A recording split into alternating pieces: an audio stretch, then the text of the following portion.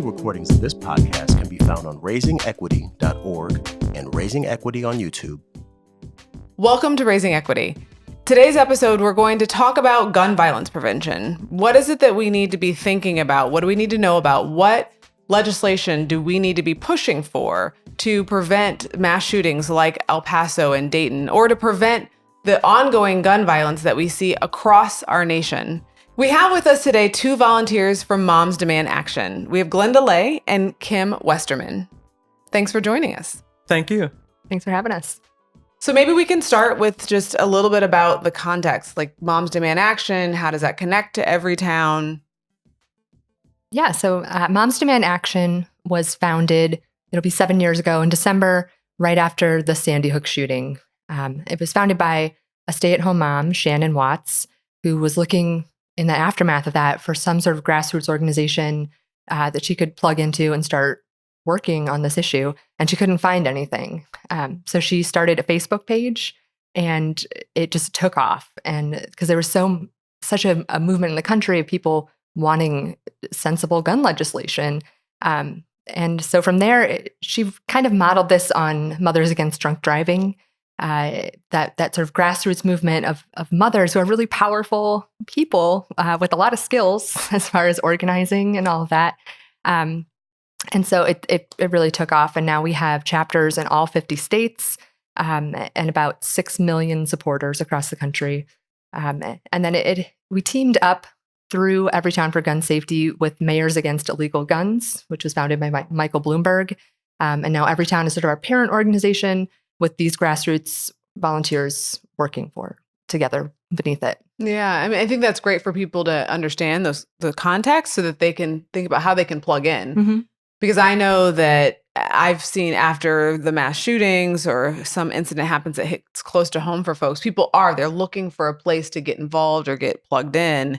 And that's part of why we want to make more public, right? Like how you can plug in, the orgs that you can connect with.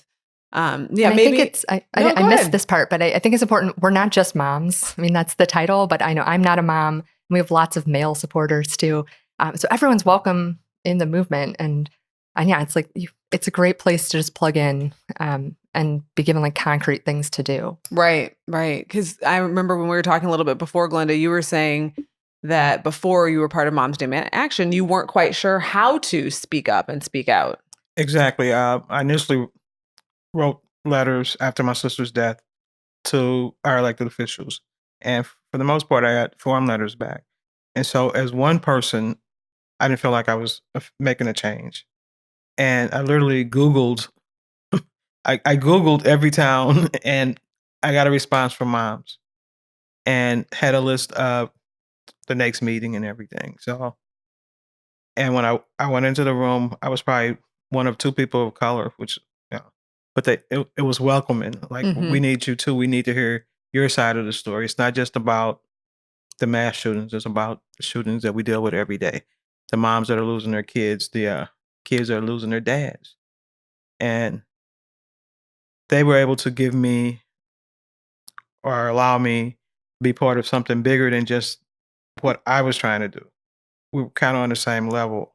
I would not have known about going to lobby in Jeff City without this organization. I've been in contact with so many other groups in the community that people are perhaps not aware of. If you need information about any of this, this is the place to be, really.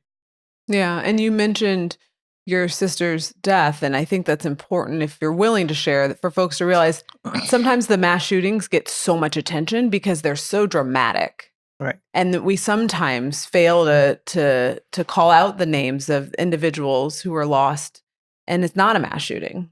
Right. My sister was killed within really a month of Michael Brown's death. And so pretty much she was left in the shuffle.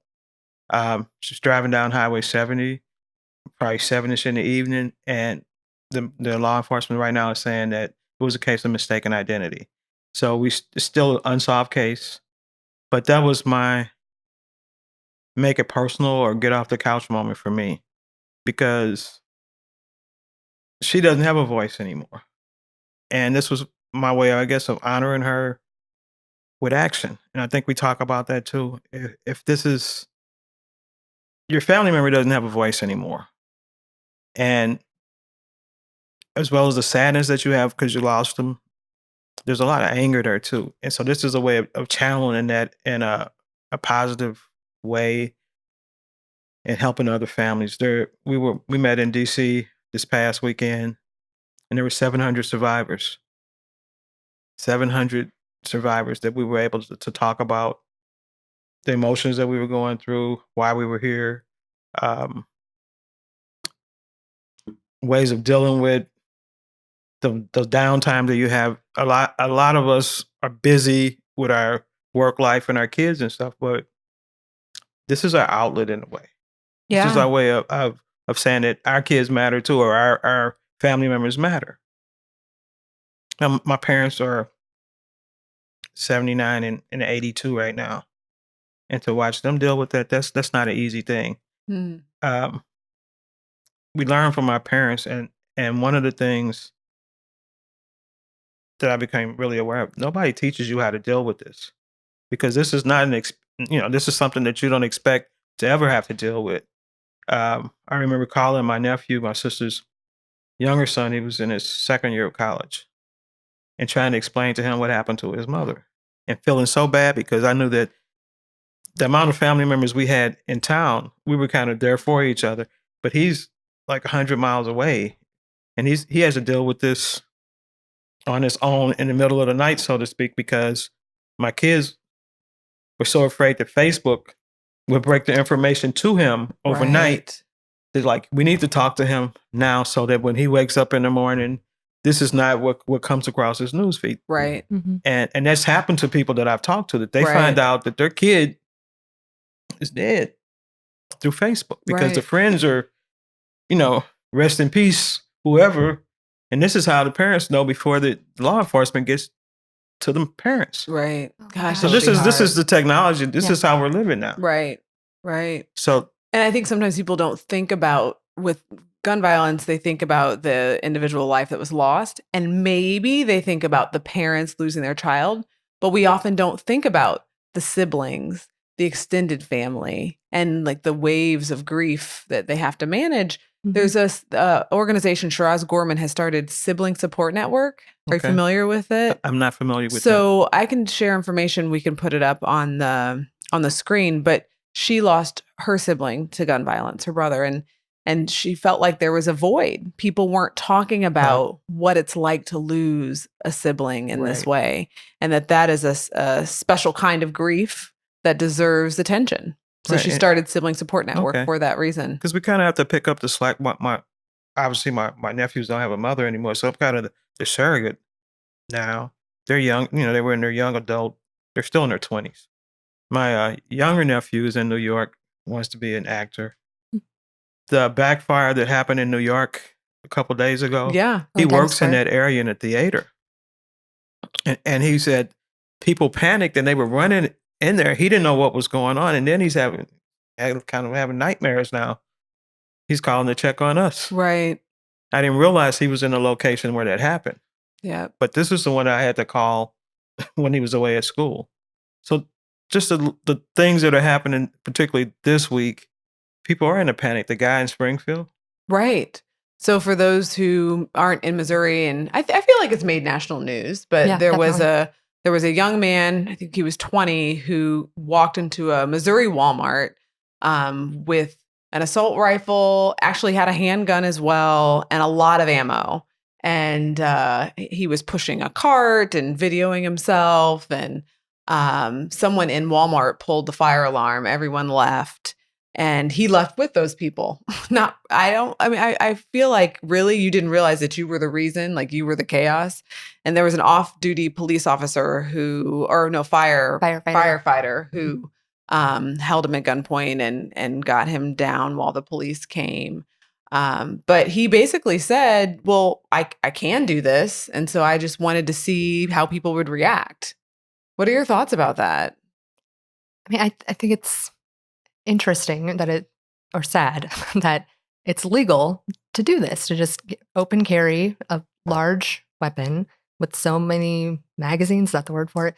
such a large magazine, open carry outside and then into the Walmart. And it just, to me, it demonstrates that we have this ideology that we should be able to open carry. But then when you see it in practice, you see how dangerous that is, that it's not illegal until he picks up that gun and points it at someone.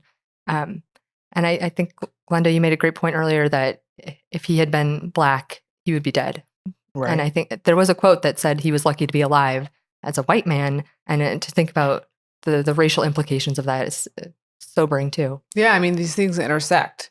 We know that that's part of why the Black Panthers were seen as so dangerous, because they were Radical. caring, even though they were protecting their community, right? Like the disparity in how we perceive someone with a weapon. Mm-hmm. And then also the disparity in terms of the type of weapon, right? Like the assault weapon versus the handgun. Mm-hmm.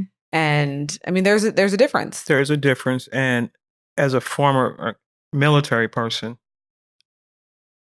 part of our training was to know what bullets do to people when they're fired.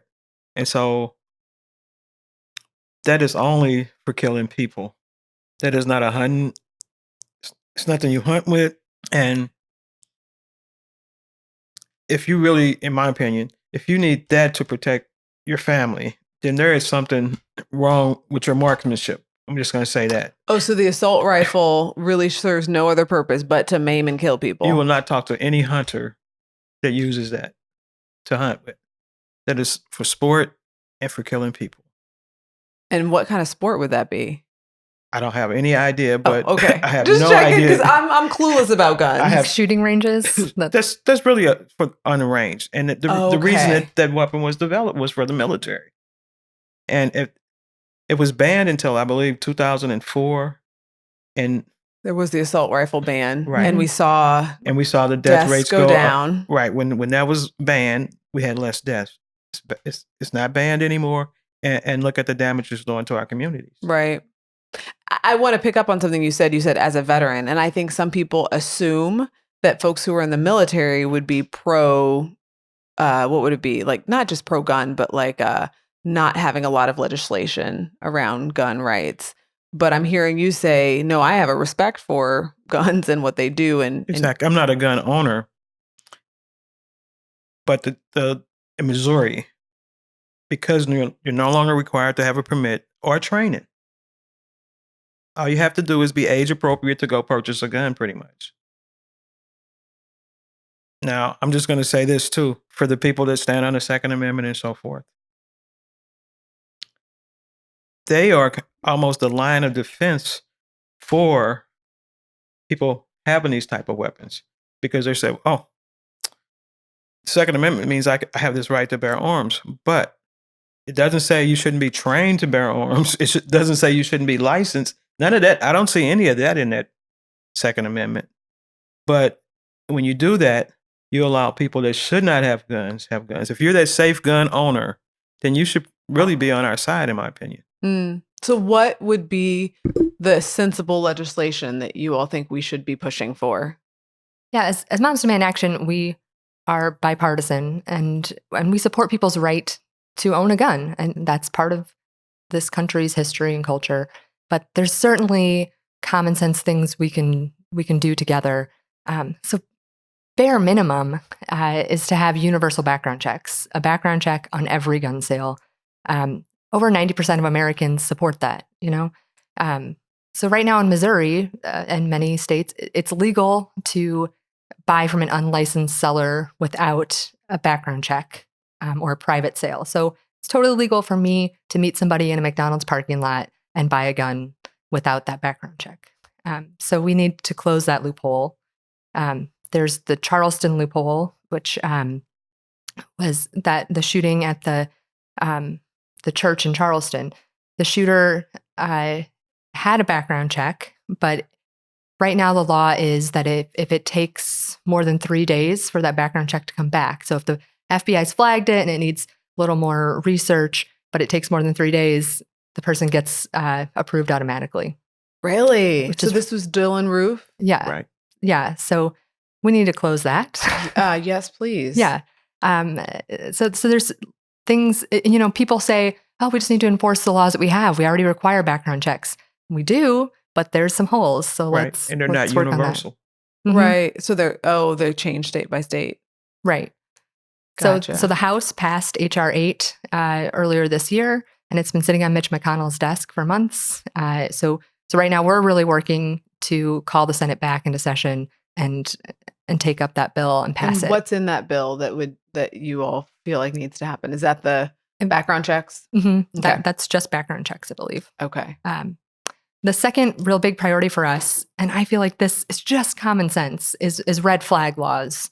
And that would allow immediate family or law enforcement to ask a judge using due process to temporarily, that's the key, temporarily remove access to firearms from someone who has exhibited signs that they are a danger to themselves or to others. So that could be used to prevent a mass shooting. Someone's posting manifestos and whatnot. But mass shootings are less than 1% of gun deaths in this country. Right.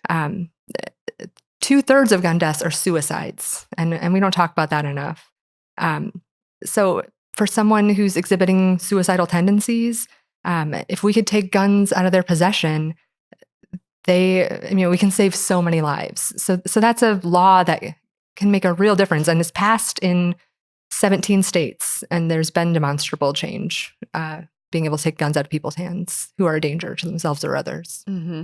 Yeah, it's interesting that you would say that. As a psychologist, I often have a reaction when people want to just assume that all people who do mass shootings have mental health problems, and that that there's this direct causal link between having mental health problems and being violent, period. And it's just not true, that there's not that direct link. So having the mental health laws are good and important, but we can't assume, and it's not the fact that all people who engage in gun violence are mentally ill.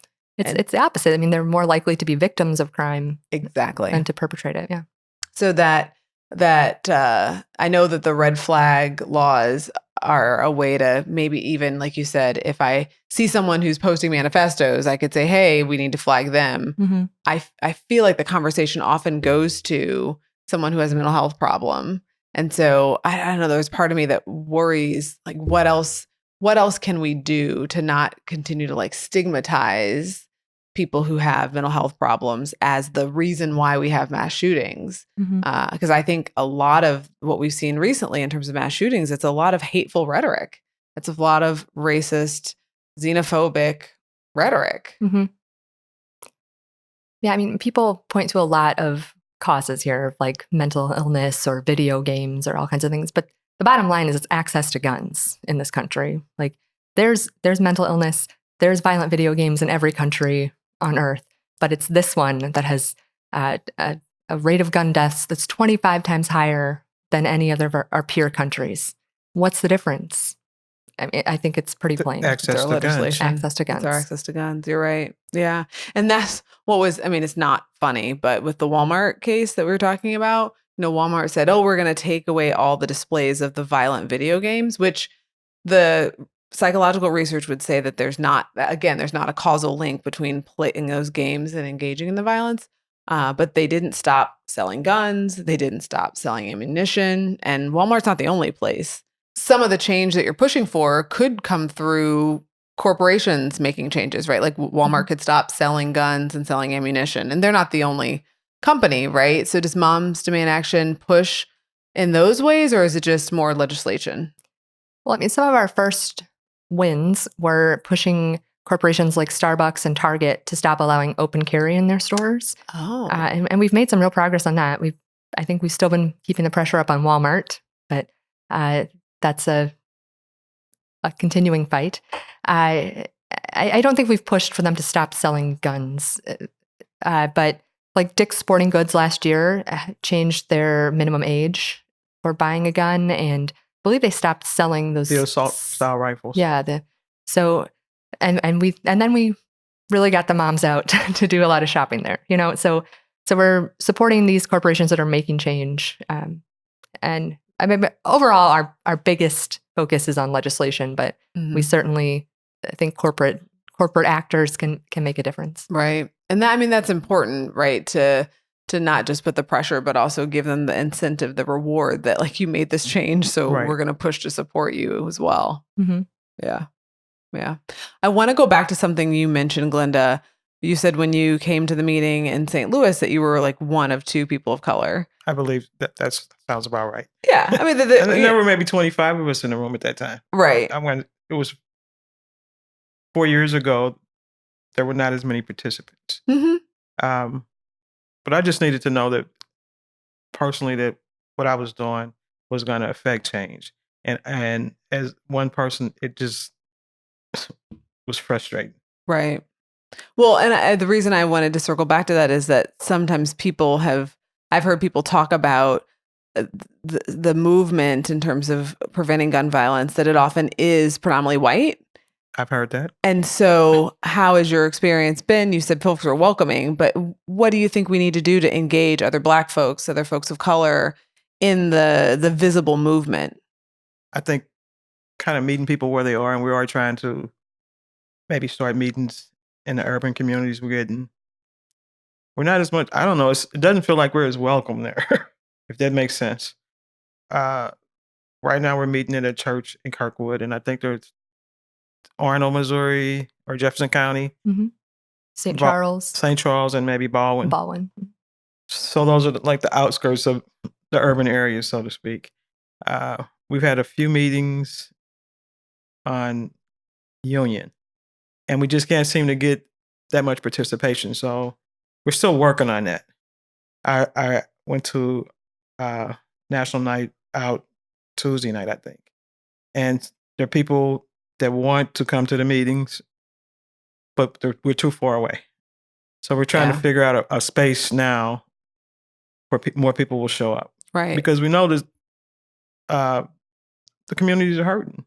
I don't know if some of it is time, some of it's location. So we're trying to figure some things out so that we can get more participants. Yeah, I can imagine it would feel like a long way to go to Kirkwood or Baldwin, right? And people, they're hurt because sometimes they feel like they're getting overlooked, but we want them. right. That's the best way. We want everybody to have a voice. And are you over community engagement, or you're working with community engagement? I guess more community outreach. Outreach. I guess that it covers a lot of things, but Mhm. more community outreach. And I think as a person of color, sometimes I might have an in where some other people wouldn't, and to make those connections. Right. And maybe even thinking about, I can imagine the churches would be a real easy way in. Maybe. I think we've tried that, and it hasn't gone well yet. They're allowing us to come in and do some Be Smart activities, which is teaching more gun safety, to lock your weapons up if you own them and things like that. The church in Kirkwood has made itself available for over a year now, I believe. Mm-hmm. We have not made that connection with an inner city church yet. Mm. So, Mhm. if they hear it and they want to reach out, we're open to it. Yeah. Yeah. Or even thinking about what other community partners are talking about gun violence that you could partner with. That seems important because disproportionately here in St. Louis, in terms of the city, right, Black folks are being impacted by gun violence. And I know probably economics has something to do with it. If you're working 2 jobs, maybe you don't have that hour. And what we like to stress is you can be effective in 2 minutes. What do we have? 2 minutes, an hour, 2 hours. Mhm. Sometimes it's as simple as texting, writing a text, and that's effective. Sometimes it's making a phone call. Sometimes it's showing up to make a presentation. And I've talked to people that said, well, I'm not really that good at speaking to crowds. And if I'm speaking to crowds, you can do this. I'm probably the most introverted person in the organization, and I have found my voice. If folks want to get involved in actions, what's coming up? How can they engage? So the weekend of August 17th and 18th across the country, we are having rallies. And in St. Louis, ours will be Saturday, August 17th at the Arch at noon. And it's just an hour. We're going to be calling on our senators to pass that background checks bill and pass a red flag bill at the federal level. And we'll have a lot of speakers and a lot of energy, and we hope to see people there. Awesome. Awesome. In terms of thinking about if folks want to get involved in the chapter and get support, if they've lost a loved one to gun violence, how would you tell them to connect, and what would you I would say tell to them to text 63344 64433. 64433 and that will connect them with the organization. And it doesn't even matter if you're in Missouri or you're in whatever state. They will connect you with the people in your state. Mhm. And we do have a survivor support group. And if you just need somebody to talk to, that's going through what you're going through. Yeah. Yeah. It feels like a really timely organization to highlight, just because unfortunately we've had these mass shootings in St. Louis. We've lost a number of young people, a number of young kids this summer to gun violence. And it's something that I just felt like we need to be raising to the forefront. One of the things at Raising Equity that we try to push adults to realize is like kids aren't too young to talk about these big issues. So if you have any advice for adults who might be talking to kids, like how would you explain to them that they can engage in the issue? Like you mentioned, maybe calling a senator, right? Like we try to help adults think about, all right, what could we frame for kids about this issue? Any thoughts about that? I think it's important when you're going back to school, maybe that's part of the conversation as you do the welcome back to school to talk about the guns issues. That would be one thing. We have some student demand action groups, and we will be starting up some other groups. That's one of my goals after coming back from the conference, and particularly to get the urban schools involved. I think sometimes if we get the children involved, the parents follow. Sometimes we follow the kids because we want to know what they're doing. So that would be two things. And the other thing is talking to kids one-on-one. Talk about some behaviors. You know, I'm the mother of a 30-year-old son, so I know I've had conversations with my son on how to be safe, the groups that you hang out with and things like that. And when we have to have those conversations. And maybe to not assume that they won't ever be around a gun, but just to assume that they will and to have the conversation. Right. That's part of our Be Smart organization where we talk about gun safety. If you have a gun, lock it up without the, keep the ammunition and the gun separate, things like that. And as part of our organization, that's something that we have to push too. We know that a number of kids are killed accidentally because the gun is loaded and the kids pick it up. And that's sad all the way around. It But we is. think When it's preventable. that responsibility falls to the parents to put that gun away safely. So it's especially heartbreaking. I think I've heard stories kids finding guns on the playground, stuff like that. So Right. if you run across a gun, go get an adult. Don't pick it up. Things for the little kids and the older kids. I've talked to parents, and this is kind of an urban thing where they felt like their kid wasn't safe if he didn't have a gun. Unfortunately, and part of being with this group is trying to meet people where they are. So don't so much judge if that's their opinion and they feel like they have to live that way. Talk to them about some alternatives. I think Better Family Life is doing a great job just de-escalation. Let them know that there are other ways to do things, but don't in a judgmental way. Yeah. And back to just the advocacy piece of it.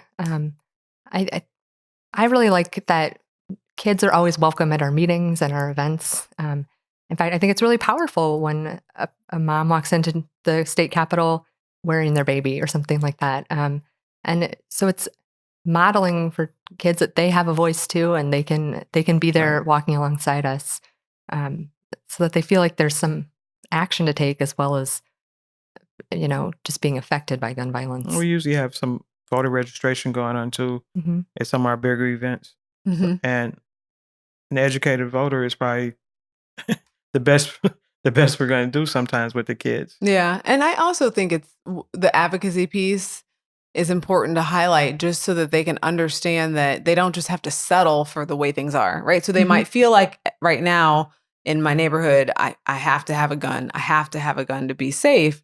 but what could you do in terms of access to guns legislation so that that is not the case, so that's not the environment you're in? And that's part of what we want to do, is help kids understand, okay, here are the systems that I could press on to change the dynamics in my environment, that I don't just have to be acted upon, but that I can actually be a part of shaping and transforming my world. Yeah. Yeah, I mean, I don't think we can pretend like kids don't know about gun violence nowadays. I mean, No. in preschool, they're having to do active shooter trainings. So they know, but let help them be part of that process. It's my take, like you just said.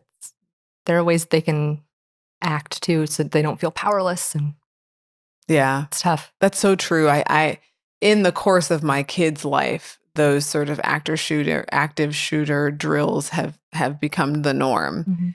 And I remember the first time I heard one of my kids come home and talk about the plan, right? Like, we're all going to hide in the bathroom, and then, or we're all going to pick up something and throw it at it. Like, these plans, it's like they shouldn't have to be practicing and Mhm. having drills for an active shooter. And the sad reality is, it's like, if that's going to happen, we need to have a plan, yes, as adults, but there's like not much the kids can do. Right. Mhm. They're helpless in a sense. Maybe that's just my mom speak of just feeling like No. Sandy Hook, Parkland. I think about sometimes the resources that we use that probably when I was being educated that went to books and teacher salary and the staff salary. And now we're spending more money. We're taking away from the books. We're spending money on security things. It should have really went to the kids' education.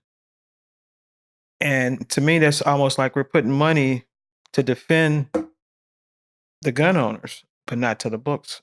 Things that are, we Mhm. want our kids educated.